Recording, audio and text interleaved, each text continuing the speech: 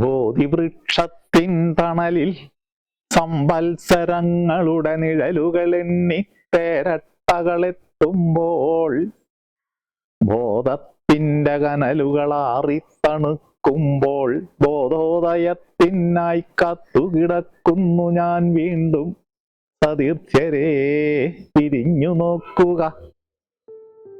നമ്മുടെ ഇന്ന് വിഷയം ആയുർവേദ ഒറ്റമൂലിയ. ഈ ഒറ്റമൂലി എന്ന പ്രയോഗം കൊണ്ട് തന്നെ ഉദ്ദേശിക്കുന്നത് ഒരു പ്രത്യേക രോഗത്തിന് ഒരു പ്രത്യേകതരം മരുന്ന്, ഒരേ ഒരു മരുന്ന് അല്ലെങ്കിൽ ഒന്നിൽ കൂടുതൽ ഒന്നോ രണ്ടോ മൂന്നോ മൂലകങ്ങൾ ചേർന്ന് തയ്യാറാക്കുന്ന മരുന്നോ ചേർത്ത് അസുഖം മാറ്റുക, അസുഖത്തിനെ ഭേദപ്പെടുത്തുക എന്നുള്ളതാ. ഇന്ന് നമ്മുടെ നാട്ടില് ഈ ഒറ്റമൂലികൾ മൺമറഞ്ഞു പോയി. അറിവാരും കൈമാറാതെ അത് ആ തലമുറ തന്നെ നശിച്ച് അസ്തമിച്ചു പോയ ഒരു പ്രസ്ഥാനമാണ് ഒറ്റമൂലി. അതുകൊണ്ട് ഇവിടെ ഞാൻ ഈ അറിവ് പകർന്നു കൊടുക്കാനാണ് ഞാൻ ഉദ്ദേശിക്കുന്നത്. എനിക്ക് കിട്ടിയിട്ടുള്ള, എന്നാൽ അറിയുന്ന അറിവുകൾ മറ്റുള്ളവർക്ക് വേണ്ടി ഷെയർ ചെയ്യുക. അപ്പോഴാണല്ലോ നമുക്കിവിടെ ഇത് നിലനിൽക്കുള്ളൂ. നമ്മുടെ സഹ്യാർദ്രികളിൽ ആയിരക്കണക്കിന് ഔഷധ സസ്യങ്ങളുണ്ട്. എനിക്ക് അത് നേരിട്ട് പോയി കാണാനും അത് കളക്ട് ചെയ്യാനുള്ള ഭാഗ്യം ലഭിച്ചിട്ടുള്ള ഒരാളാണ്. കാരണം എൻ്റെ വീട് വനപ്രദേശത്തായിരുന്നു. അതുകൊണ്ട് തന്നെ ചെറുപ്പം മുതൽ തന്നെ ഈ സസ്യങ്ങൾ, ഈ മരുന്നുകൾ, ഈ ഔഷധങ്ങളൊക്കെ നേരിട്ട് അറിയാനും പരിചയപ്പെടാനും അനവധി അവസരങ്ങൾ ലഭിച്ചിട്ടുണ്ട്.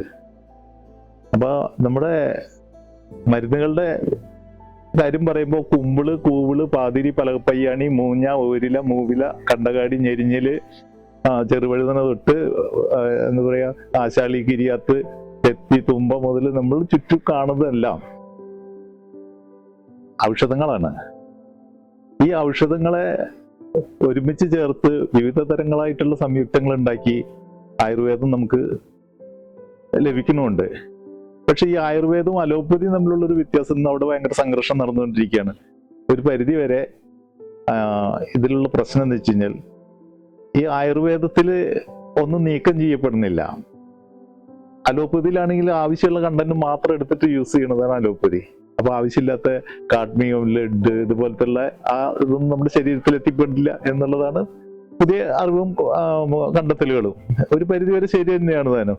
പക്ഷെ ഇതൊന്നും ഇല്ലായിരുന്ന ആത്മകാലത്ത് നമ്മൾ ആയുർവേദത്തെ മാത്രം ഉദ്ദേശിച്ച് അതിനെ മാത്രം ആശ്രയിച്ച് നിലകൊണ്ടവരാണ് നമ്മള്. അപ്പൊ നമ്മളുടെ പൂർവികര് അതില് സംതൃപ്തരായിരുന്നു. നമുക്കതിനെ വിട്ടുമാറി നിൽക്കാൻ കഴിയില്ല. നമ്മുടെ ആയുർവേദത്തിൽ നമുക്ക് ഒരിക്കലും മാറി നിൽക്കാൻ കഴിയില്ല. കാരണം അത്രയും ഇഴ ചേർന്ന് നിൽക്കണമെന്നാണ് നമ്മുടെ ജീവിതം. പിന്നെ ചെറിയ ചെറിയ അസുഖങ്ങൾ വരുമ്പോൾ നമുക്ക് ഹോസ്പിറ്റലിൽ പോകേണ്ട ആവശ്യമൊന്നുമില്ല.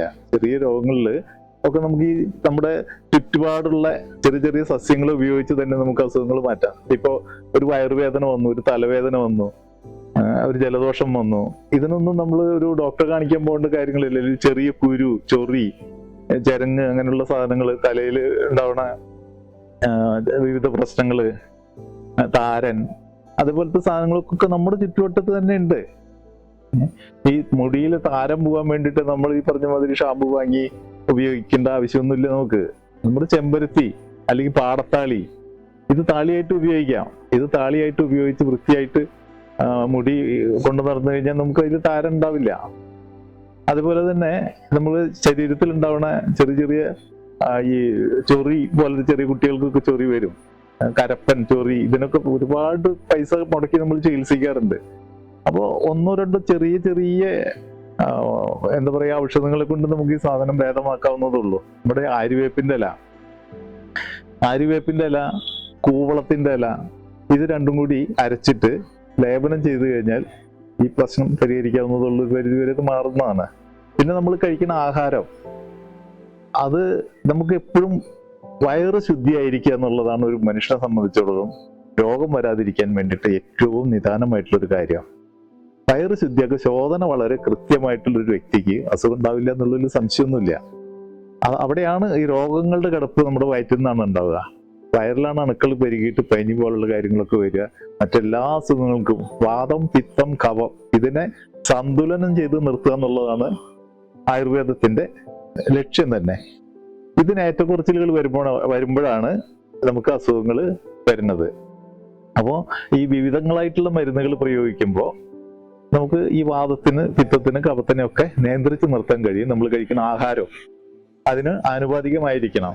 ധാരാളം വെള്ളം കുടിക്കുക, അതുപോലെ തന്നെ വറുത്തത് പൊരിച്ചതുള്ള ആഹാരങ്ങൾ നമ്മൾ കഴിയുന്നത് കുറച്ച് കഴിഞ്ഞാൽ തന്നെ നമുക്ക് വയറിന് ശുദ്ധിയായി വയറ് ശോധന കിട്ടും. പിന്നെ നമ്മൾ ചെയ്യേണ്ട ഒരു കാര്യം, ഇനിയിപ്പോൾ അങ്ങനെ ആയിട്ടും വയറിന് ശോധന കുറവുള്ള ആളുകൾക്ക് ഒരല്പം ത്രിഫല ചൂർണം, അത് രാത്രി കിടക്കാൻ നേരത്ത് അതിന് മുമ്പായിട്ട് ഒരല്പം ചൂടുവെള്ളത്തിൽ ഒരു സ്പൂണ് പൊടി ഇട്ടിളക്കി കുടിച്ചിട്ട് രാത്രി ഉറങ്ങാൻ നല്ല സുഖകരമായിട്ടുള്ള ഉറക്കവും കിട്ടും, രാവിലേക്ക് നല്ല ശോധനയും കിട്ടുമായിരുന്നു. ഇത്രേ ചെയ്യേണ്ട കാര്യമുള്ളൂ.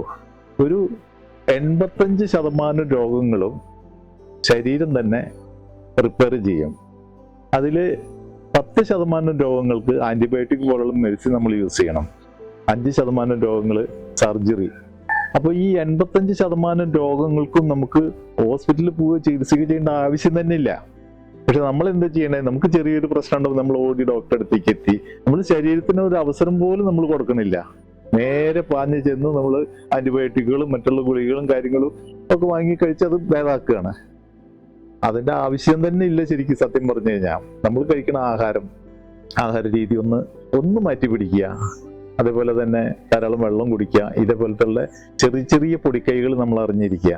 ഇതാണ് ഇതിൽ കാര്യമായിട്ട് ചെയ്യേണ്ട കാര്യങ്ങളുള്ളൂ. അതുപോലെ നമ്മളുടെ ചുറ്റുവട്ടത്തുള്ള ഭക്ഷണങ്ങൾ, കിട്ടാവുന്ന അത്രയും പച്ചക്കറികൾ, സസ്യങ്ങൾ, അതുപോലെ തന്നെ ചക്ക, മാങ്ങ, ഇതൊന്നും ഇപ്പോഴുള്ള പുതിയ തലമുറയോട് പറഞ്ഞിട്ട് കാര്യമുണ്ടോ എനിക്ക് തോന്നിയില്ല. കാരണം അവർക്ക് ഇപ്പോൾ ഒരു ചക്ക, എൻ്റെ വീട്ടിലൊക്കെ ചക്ക വേവിച്ച് കഴിഞ്ഞാൽ ഞാൻ തന്നെ കഴിക്കണം. അതുപോലെ തന്നെ ചേമ്പിന്റെ താള് നമ്മൾ കറി വെച്ചു, അല്ലെങ്കിൽ അങ്ങനെയുള്ള ഇതൊന്നും ഇപ്പോൾ ഉള്ള കുട്ടികൾക്ക് അതിന്റെ ആവശ്യമില്ല. കാരണം അവർക്ക് ആ ടേസ്റ്റ് ഒക്കെ നഷ്ടപ്പെട്ടു പോയി, ഒരു വായന ആ സ്വാദുമുഖങ്ങൾ പോയി കഴിഞ്ഞു. അതുകൊണ്ടാണ് നമ്മൾ ഈ ദാരിദ്ര്യം പട്ടിണി ഉണ്ടായിരുന്ന കാലത്ത് ജീവിച്ചിരുന്ന ആ മനുഷ്യർ, ആ ഒരു ജനത, അവരെ സംബന്ധിച്ചിടത്തോളം ഇന്നും ആഹാരം അവർക്ക് എന്ത് കിട്ടിയാലും അവർ കഴിക്കും. അപ്പോൾ അവരുടെ ആരോഗ്യം സമ്പന്നാണ്, പരിപൂർണ്ണമായിരിക്കുകയും ചെയ്യും. അവരുടെ ആരോഗ്യത്തിന് വലിയ പ്രശ്നങ്ങളൊന്നുമില്ല. അപ്പൊ നമുക്ക് ഇത്രയും ദീർഘായുസും കാര്യങ്ങളൊക്കെ നമുക്കിവിടെ കേരളീയർക്ക് കിട്ടുന്നതിന്റെ പ്രധാന ഒരു രഹസ്യം നമ്മളുടെ ആയുർവേദവും നമ്മളുടെ ഭക്ഷ്യരീതികളും ഒക്കെ ആയിരുന്നു.